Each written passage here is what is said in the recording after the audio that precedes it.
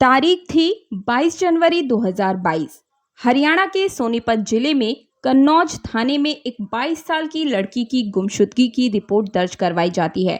Report दर्ज होते ही police department में एक तहलका सा मच जाता है, क्योंकि गायब होने वाली लड़की ने कुछ समय पहले ही एक प्रतिष्ठित एग्जाम को पास किया था और एग्जाम में पास होने के बाद कनाडा की एक बड़ी यूनिवर्सिटी में एडमिशन पाते हुए जिले भर में अपनी चर्चा बटोरी थी और फिलहाल कनाडा में रहकर पढ़ाई कर रही थी। ये लड़की हाल ही में वापस हरियाणा आई थी। केस दर्ज होने के बाद मामले की जांच के लिए केस क्राइम ब्रांच को सौंप दिया जाता है। महीनों तक जांच चलती रहती है, लेकिन पुलिस के हाथ खाली ही रह जाते हैं।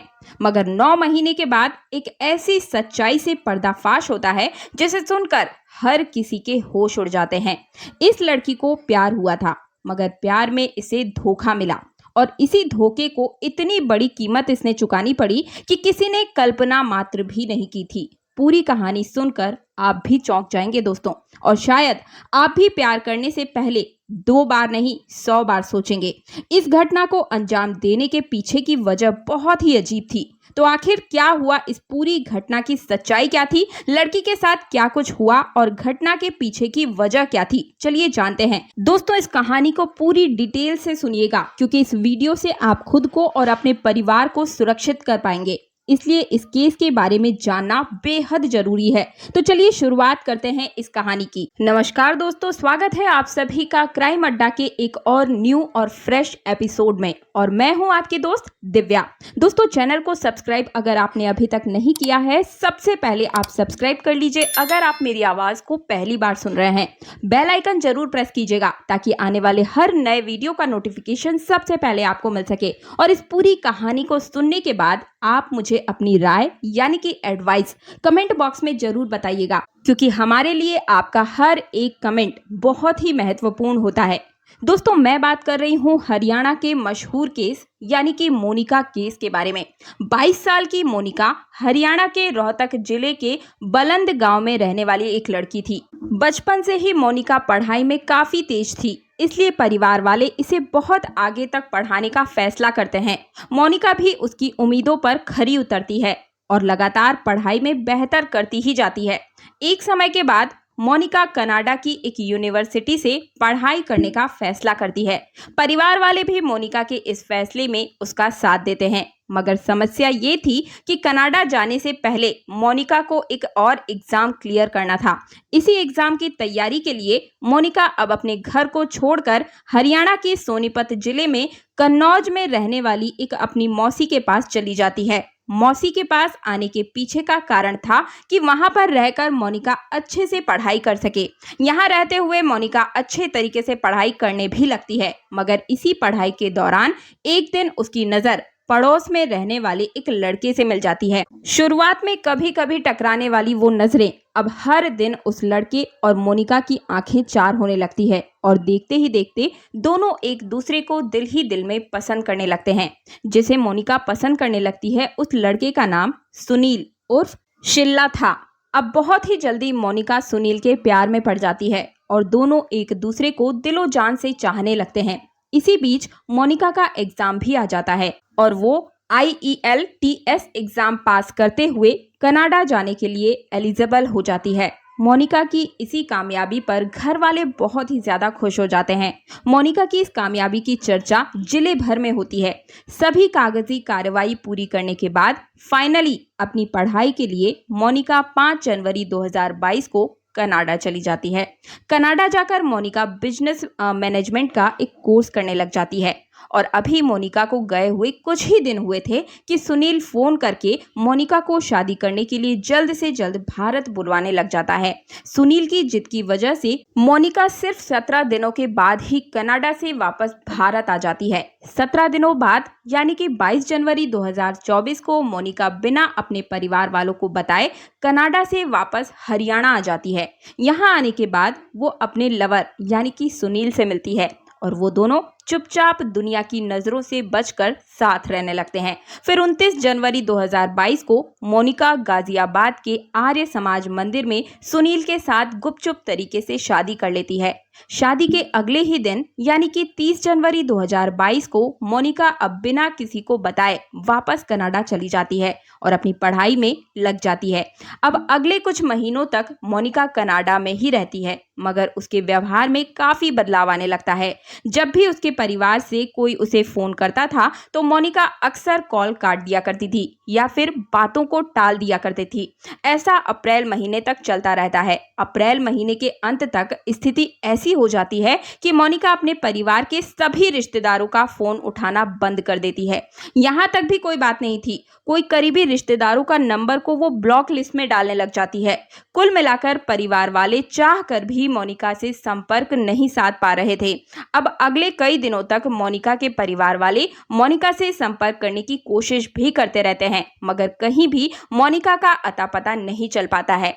अंत में मोनिका की मौसी गन्नौर थाने में जाकर मोनिका की गुमशुदगी की रिपोर्ट दर्ज करवाती है। इस रिपोर्ट में मोनिका की मौसी अपने पड़ोसी सुनील पर मोनिका के अपहरण का शक जताती है और इसी रिपोर्ट के आधार पर गन्नौर पुलिस अपनी जांच को आगे बढ़ाती है, मगर जांच की रफ्तार इतनी धीमी थी कि मोनिका के परिवार वाले अपने हरियाणा के मुख्यमंत्री और फिर गृह मंत्री तक अपनी गुहार लेकर पहुंच जाते हैं कि इस केस को क्राइम ब्रांच को सौंप दिया जाए। मोनिका के परिवार वालों की रिक्वेस्ट पर अब इस केस की जांच रोहतक आईजी को सौंप दी जाती है और रोहतक आईजी इस केस की जांच भिवानी सीआईए टीम को सौंप देते हैं। अब पुलिस सबसे पहले इस केस की प्राइम सस्पेक्टेड यानी कि सुनील की तलाश शुरू कर देती है।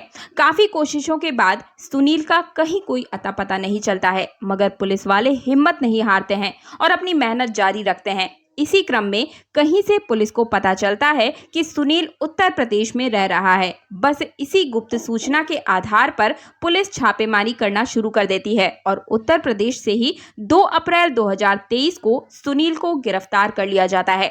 गिरफ्तार होने के बाद सुनील को स्थानीय अदालत में पेश किया जाता है। यहाँ पर 8 दिनों तक पुलिस रिमांड पर उसे भेज दिया जाता है। इसके बाद सुनील से पूछताछ का सिलसिला शुरू किया जाता है। शुरुआत में तो सुनील पुलिस के सभी आरोपों को निराधार बताता है और खुद को बेगुनाह बताते हुए कहता है कि मोनिका के परिवार वाले उसे फंसा रहे हैं, मगर पुलिस सुनील की मीठी बातों में आने की बजाय उसे अपने अंदाज से पूछताछ शुरू करती है और अब पुलिस की सख्ती के आगे सुनील की सारी चालाकी फेल होने लगती है और फिर एक हैरान कर देने वाली सच्चाई का पर्दाफाश होता है। सुनील बताता है कि मोनिका से उसकी पहली मुलाकात तब हुई थी जब मोनिका अपनी मौसी के यहाँ पर पढ़ने के लिए आई थी।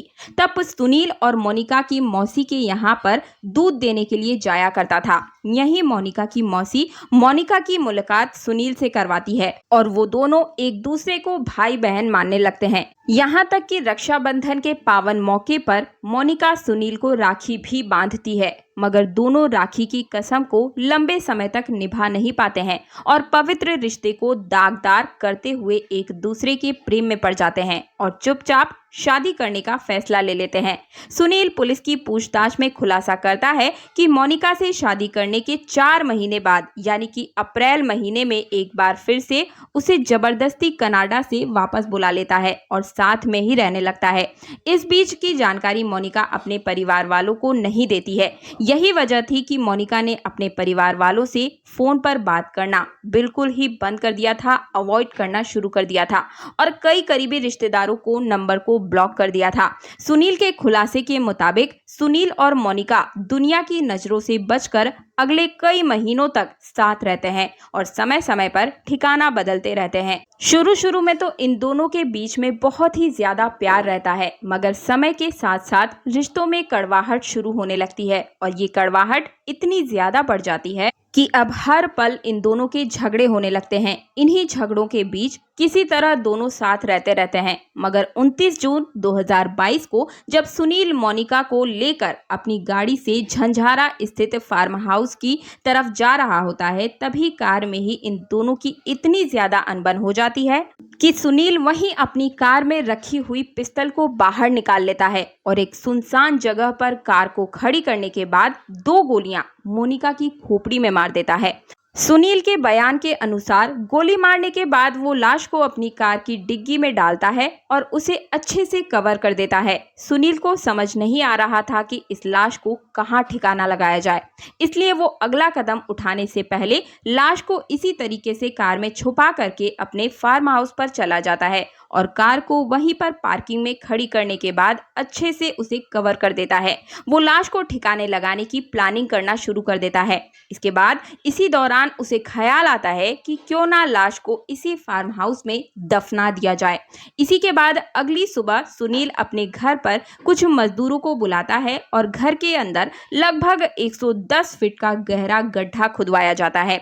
मजदूर जब इस गड्ढे को खोदने के उद्देश्य के बारे में पूछते हैं तो सुनील उन्हें बातों में उलझाकर बस गड्ढा खोदकर जाने के लिए कहता है। मजदूर ऐसा ही करते हैं। मजदूर के चले जाने के बाद सुनील बड़ी सावधानी से कार से शव को उतारता है और गड्ढे में दफना देता है। सुनील ने इस अपराध को इतनी सफाई से अंजाम दिया था कि किसी को इस गुनाह की भनक तक नहीं लगी थी और वो अगले कई महीनों तक अपनी जिंदगी जीता रहा। सुनील के इस खुलासे के बाद सभी हैरान रह जाते हैं, दंग रह जाते हैं और फिर उसी की निशानदेही पर भिवानी क्राइम ब्रांच की टीम सुनील के फार्म हाउस पर छापा मारती है और मजदूरों की मदद से गड्ढे को खुदवाया जाता है। लगभग 10 फीट की खुदाई के बाद पुलिस मोनिका की कंकाल को बरामद कर लेती है और इसके बाद इस कंकाल को फॉरेंसिक लैब में जांच के लिए भेज दिया जाता है। पुलिस जांच में एक और हैरान कर देने वाला खुलासा होता है दोस्तों। ये ऐसा खुलासा था कि 22 साल की मोनिका जिस 37 साल के सुनील के प्यार में पागल पड़ी हुई थी, वो सुनील पहले से ही शादीशुदा था और उसके 2 बच्चे भी थे। सुनील के खुलासे के बाद उसे जेल भेज दिया जाता है, जबकि पुलिस को पुख्ता सबूत जुटाने में कई समय लग जाता है और इसी क्रम में कुछ महीनों की मेहनत के बाद पुलिस सुनील की एक निशानदेही पर वो पिस्तौल भी बरामद कर लेती है जिसका इस्तेमाल मोनिका की हत्या में किया गया था। इतना ही नहीं, फॉरेंसिक लैब की जांच में ऐसा खुलासा होता है कि जिसे सुनकर आप सब भी चौंक जाएंगे और वो खुलासा ये था कि उसी पिस्तौल से चली हुई जो गोली थी वो अभी भी मोनिका की खोपड़ी में फंसी हुई थी। अब लोगों के जहन में एक सवाल उठने लगता है कि जब सुनील मोनिका से इतना ज्यादा प्यार करता था तो आखिर ऐसी क्या बात हो गई कि सुनील ने मोनिका की जान ले ली। पुलिस भी मर्डर के मोटिव का पता लगाने के लिए सुनील से मोनिका की हत्या के पीछे का कारण जानने की कोशिश करती है। इस पर सुनील खुलासा करता हुआ कहता है कि दरअसल वो अपनी शादीशुदा जिंदगी में बेहद खुश नहीं था, इसलिए वो किसी भी हाल में कनाडा जाना चाहता था, मगर काफी कोशिशों के बावजूद कनाडा जाने का रास्ता उसे नजर नहीं आ रहा था और इत्तेफाक से इसी दौरान उसकी दोस्ती मोनिका से हो जाती है।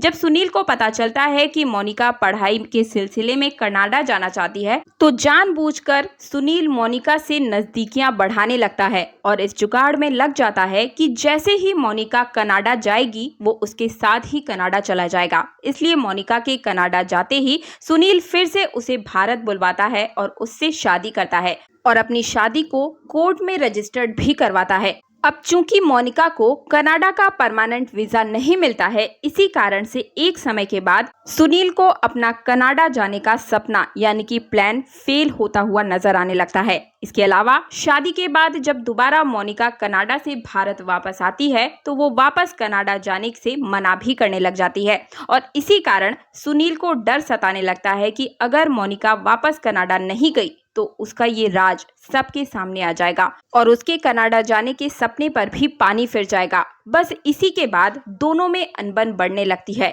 सुनील अक्सर मोनिका से कनाडा वापस जाने के लिए जिद करता है, जबकि मोनिका किसी भी हाल में भारत में ही सुनील के साथ रहने की जिद करती है।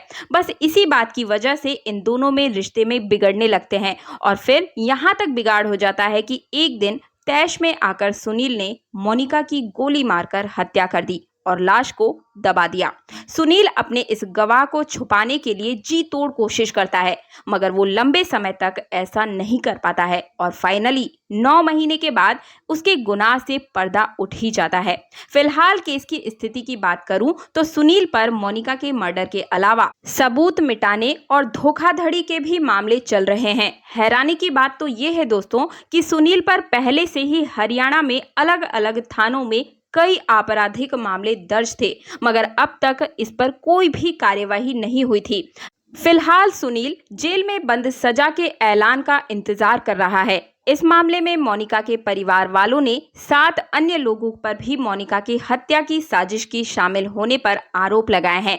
फिलहाल पुलिस उन आरोपों की जांच कर रही है। इसके अलावा मामले की पुख्ता सबूत जुटाए जा रहे हैं ताकि अपराधियों को कड़ी से कड़ी सजा मिल सके। वैसे तो ये अदालत तय करेगी कि सुनील को उसके किए की क्या सजा मिलनी चाहिए। फिर भी आपके अनुसार आरोप सिद्ध होने पर सुनील को क्या सजा मिलनी चाहिए, मुझे कमेंट के माध्यम से जरूर बताइएगा। और हमारी मेहनत आपको कैसी लगती है? आप इस चैनल के बारे में अगर कोई भी सुझाव देना चाहते हैं तो आपका मोस्ट वेलकम है। आपका हर एक सुझाव मेरे सर आंखों पर, इसलिए मुझे कमेंट में जरूर बताइएगा। वीडियो को लाइक करना बिल्कुल भी मत भूलिएगा। चैनल को सब्सक्राइब और पास वाला बेल आइकन जरूर प्रेस कर दीजिएगा ताकि आने वाले हर वीडियो का नोटिफिकेशन सबसे पहले सिर्फ और सिर्फ आपको मिल सके।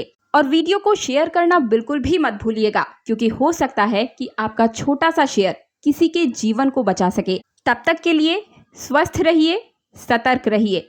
जय हिंद, जय भारत। मिलती हूँ एक नई सच्ची घटना।